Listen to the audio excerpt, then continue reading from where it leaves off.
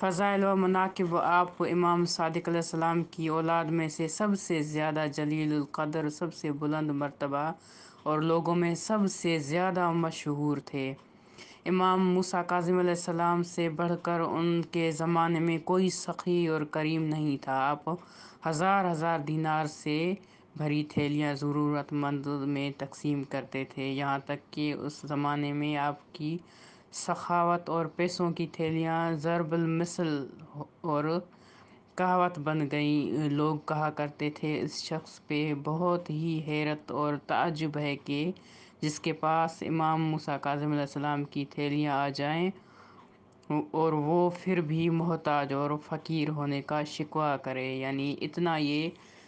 امام کا جو ہے، امام کی سخاوت جو ہے اتنی مشہور ہو چکی تھی لوگوں میں کہ جس کے پاس امام یہ ہدیہ ان کو دیں، جن کو یعنی ان کی مدد کریں، تو وہ غریب نہیں رہتا، محتاج اور فقیر نہیں رہتا، کہ اتنا یہ جو مشہور ہو چکا تھا امام کی سخاوت کے حوالے سے۔